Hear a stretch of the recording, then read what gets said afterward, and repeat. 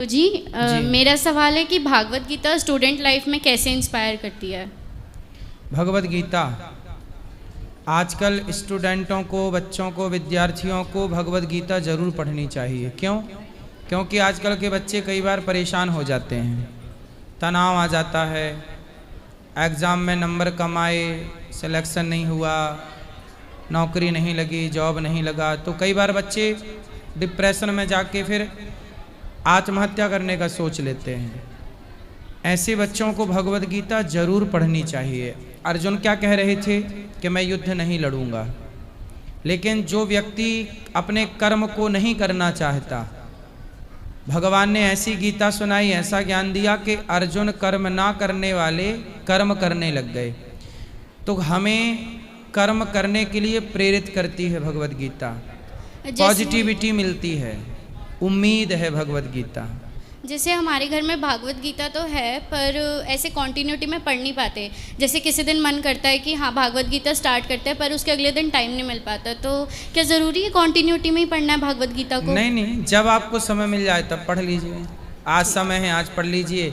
कल समय नहीं है, कोई बात नहीं, अगले दिन पढ़ लीजिए। ठीक है, पढ़ते रहिए बस। मतलब महीने में 2-4 दिन भी यदि आप गीता को देंगे और उसे केवल पढ़ें ना, समझें और उसको जीवन में उतारें कि हमें कर्म करते रहना है बस। ठीक है, राधे राधे गुरुजी। बोलो बोलो बोलो। राधे राधे गुरुजी। हाँ जी। आज हम लड्डू गोपाल लेने की सोच रहे हैं, तो उनके नियम बता दो आप हमें। क्या नियम बताएं? कि कैसे लेना होता है। हम पहली बार ले रहे हैं। ले लो, फिर ले जाके उनकी सेवा करना। लेने का तो कोई नियम नहीं है, ठीक है। पूजा प्रेम से, भगवान प्रेम के भूखे हैं। यदि भगवान को प्रेम मिलता है तो भगवान वहीं पहुंच जाते हैं जहां प्रेम है। जैसे बारिश होती है, बारिश सब जगह होती है, पर पानी भरता कहाँ है बताओ आप? जहाँ ज़्यादा बारिश आती है।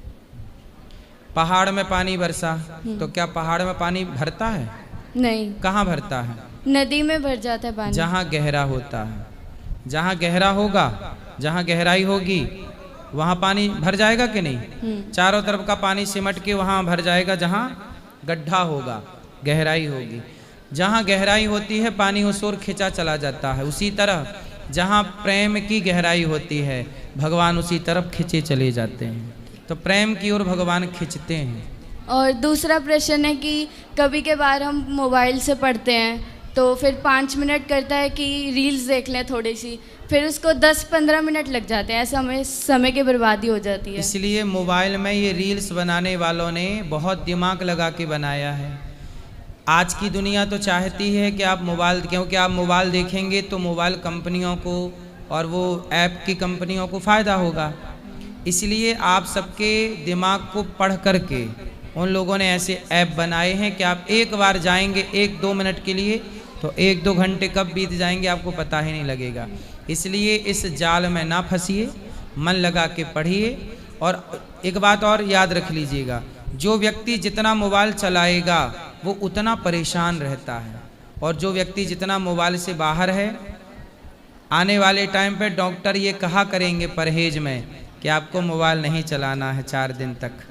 आप 4 दिन मोबाइल ना चलाइए, आप ऐसा लगेगा एक अलग दुनिया में आप चले गए। मोबाइल एक गंदी लत हो गई है सबके लिए, सबके लिए है ये। इसलिए आप जैसे युवाओं को, आप जैसे बच्चियों को पढ़ाई पर, अपने करियर पर फोकस करना चाहिए और मोबाइल बहुत दूर रखना चाहिए अपने से। रात को सोते समय भी कुछ लोग तकिया के नीचे मोबाइल रखते हैं, बहुत नुकसान करता है। मोबाइल अपने से कम 4 से 5 फीट की दूरी पर रख के सोना चाहिए। हो सके तो मोबाइल बंद कर दो, या हम तो कहते हैं केवल एक वो वाला फ़ोन ले लो जिस पर केवल बात हो, वो नोकिया वाला फ़ोन। हाँ, कोई भी हो सकता है, लेकिन उस पर बातचीत हो। बाकी इंटरनेट आप बंद करके सोएं तो ज़्यादा अच्छा है, क्योंकि ये सब चीज़ें अच्छी नहीं हैं। आने वाले टाइम पे लोग इससे ऊब जाएंगे, बंद हो जाएंगी सब चीज़ें, क्योंकि अति का अंत है। लोग अपने स्वास्थ्य से हाथ धोते चले जा रहे हैं इसी चक्कर में। राधे राधे। राधे राधे गुरुजी। हाँ मेरा जी। प्रश्न ये है कि कभी कभी भक्ति लाइफ में मन भटक जाता है, तो उसको कैसे स्थिर रखें मन को? मन को स्थित करने के लिए practice makes a man perfect. ठीक है। ठीक है। आपको सबसे अच्छा कौन बनाता है? आपकी प्रैक्टिस। हाँ जी। ठीक है। यदि आप प्रैक्टिस करते हैं, अभ्यास करत करत अभ्यास के जड़मति होत सुजान। कोई भी चीज, अब जैसे क्रिकेटर है तो बॉलर है तो वो बॉल फेंकने की प्रैक्टिस करता रहता है कि नहीं?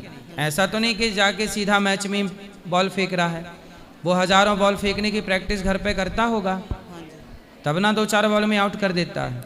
बैट्समैन भी प्रैक्टिस करता होगा रोज के, नहीं करता होगा? ऐसे ही जो व्यक्ति जितनी अधिक प्रैक्टिस करेगा जिस चीज की, वो उस काम में मास्टर हो जाएगा। इसलिए आपको मन को एकाग्र करने के लिए सत्संग करना चाहिए, थोड़ी सी कथाएं। और मन को लोग कहते हैं लगता नहीं है, मन लगाना पड़ता है, लगता किसी का नहीं है। अपने काम से प्यार कीजिए और मन लगा के अपना काम करिए। पढ़ाई इसलिए करना है कि ये पढ़ाई हमें बहुत आगे ले जाएगी। हमें इस पढ़ाई से ही जीवन में सब कुछ पाना है। सम्मान भी इस पढ़ाई से मिलेगा, पैसा भी इस पढ़ाई से मिलेगा, समाज में प्रतिष्ठा भी इस पैसे से मिलनी है ना? तो चरित्रवान बने रह करके अपने लक्ष्य को याद रख के और केवल पढ़ना है।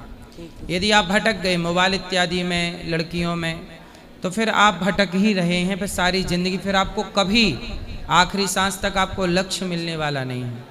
इसलिए फोकस एक काम में, ठीक है जी। एक राधे राधे। काम हो जाए फिर नेक्स्ट दूसरा, ठीक है जी। फिर तीसरा। गुरु जी राधे राधे। हाँ जी। मैं आपको बहुत देखती हूँ फ़ोन में, आज मैं आपको देख के धन्य हो गई गुरु जी। हमारे 5 बेटे हैं, 2 की शादी हो, 3 की नहीं हुई। मैं बहुत परेशान हूँ, आशीर्वाद दे हो जाए। होगी मैया, चिंता ना करिए, शादी हो जाएगी। उनसे बोलना पीपल की पूजा करें, सवेरे जल चढ़ाएं, शाम को दीपक जलाएं पीपल को, कम से कम 21 दिन शादी के योग बनेंगे। मैं नहीं कर सकती राधे जी। जिनको शादी कराना है उनको करना है। मैं नहीं कर सकती उनकी जगह। आपकी तो हो गई ना शादी? नहीं नहीं हुई? यदि नहीं हुई तो आप कर लीजिए, और यदि हो गई है तो फिर भगवान की भक्ति तो पूजा तो कर सकते हैं सब लोग, पीपल को जल दीपक तो सब चढ़ा सकते हैं। लेकिन यदि उन्हें शादी नहीं हो रही है तो उनको वो करें। आपका तो आप करिए, जो पुण्य है आपको मिलेगा। राधे राधे गुरुजी। जी गुरुजी, इनका मतलब है कि बच्चे आजकल के जैसे नहीं मानते, पूजा पाठ नहीं करते, तो उनकी जगह ये कर सकती हैं? भाई, बच्चे ये खा लें तो बच्चों का पेट भर जाएगा? नहीं, बिल्कुल ये नहीं। पानी पी लें तो बच्चों का पेट भर जाएगा? पर कहते हैं जब तक शादी नहीं होती जब तक बच्चे की जगह माँ कर सकती है, नहीं कर सकती? करते हैं, माँ बाप का पुण्य बच्चों को मिलता है, करें, हाँ कोई जी। मना ही नहीं है, कर हाँ जी। सकते हैं, परंतु वो भी तो कुछ अपनी जिम्मेदारी पूरी करें। वो तो हम भी चाहते हैं गुरुजी, लेकिन जब बच्चे नहीं करें तो कैसे करवाएं उनसे तो आप लोग जबरदस्ती? कैसे माँ बाप हैं? आपके बच्चे आप लोगों की नहीं सुनते, तो आप लोग सफल माँ बाप हैं कि असफल माँ बाप हैं? अब तो असफल ही कहेंगे जब बच्चे नहीं सुनते हमारी। फिर? तो आप लोग फेल हो गए। पैसा खूब कमाया पर बच्चों के संस्कार देने में आप लोग फेलियर हैं, फेल। तो फिर आप लोगों को 0 नंबर मिलेगा, अच्छी माँ नहीं बन पाई आप। तो फिर क्या करें गुरुजी, आप ही बताइए। इसलिए कहते हैं बच्चों को बचपन से कम माँ बाप की बात तो माने। गुरुजी, मैं तो सत्संग से बचपन पहले मैं तो बचपन से ही करा रही हूँ बच्चों को। सत्संग से जोड़ के रखिए बच्चों को, गीता पढ़वाया करिए। चलो बेटा, ये गीता के 2 पन्ने हमें सुनाओ पढ़ के।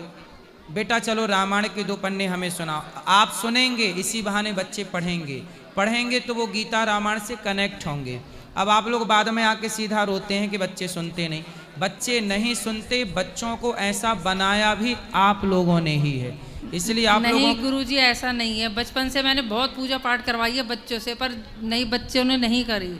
वो कहते हैं हम मानते ही नहीं है। लेकिन हमारा मन तो अच्छा नहीं मानते तो किसी संत के पास नहीं ले जाना चाहिए। आप लाती मेरे पास, मैं अभी बच्चों को 5 उन्होंने ठीक कर देता। आपके बच्चों को लाए हो आप? बच्चों को हाँ, एक बच्चा तो आया साथ बात में। कराओ, चलो। जो बच्चा है वो तो करता है, बाकी और 2 बच्चे नहीं करते। तो फिर जो बीमार हैं उनको ही आप हॉस्पिटल में नहीं लाए? उनकी तो मैं शादी के लिए आया महाराज जी, उनकी शादी नहीं हो रही है, बड़ी परेशान है भाई शादी के शादी लिए। अभी करो भी मत, संस्कार है नहीं तो शादी करके परेशान और करेगा पत्नी को, है ना? आप देखो, अच्छा ये बताओ, जो बीमार है उसे हॉस्पिटल ले जाना चाहिए कि नहीं? बोलो हाँ या ना। हाँ जी बिल्कुल। अब आप बच्चों के लिए पत्नी ढूंढने लग गई, लेकिन आपने संस्कार के लिए अभी तक प्रयास नहीं कर रही हैं कि सत्संग से आप लाओ। नहीं मानते आपकी, मेरे पास लाओ, गुरुजनों के पास लाओ। इसलिए ना महाराज सनातन जी, में संस्कार तो ऐसे हमने तो अपने बड़ों को देखो बचपन से पूजा पाठ करते हुए देखा था, तो हम तो केवल पूजा पाठ से नहीं, बच्चों के अंदर उठने वाले तमाम सवाल होते हैं, उन सवालों का जवाब यदि आप नहीं देंगी तो बच्चे तो ये मानेंगे कि माँ तो मूर्ख है, बेवजह पूजा में बैठी रहती है, भगवान तो होते ही नहीं। अरे जब उनको हमारे पास लाओगे तब उनकी भाषा में हम उनकी भाषा से समझाएंगे। लोहे को लोहा ही ना काटता है भाई। उनके जो मस्तिष्क में क्वेश्चन है उनका उत्तर आप तो दे नहीं सकती, क्योंकि आपका इतना सत्संग नहीं है, आपके पास इतना नॉलेज नहीं है।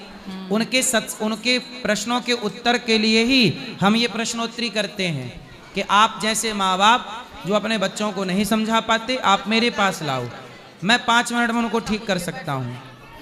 आप लाइए बच्चों को, उनको लाइए जो बीमार हैं, अर्थात कहते हैं कि हम ईश्वर को नहीं मानते, हम ये नहीं जानते, ये नहीं मानते। चलो गौरव से बात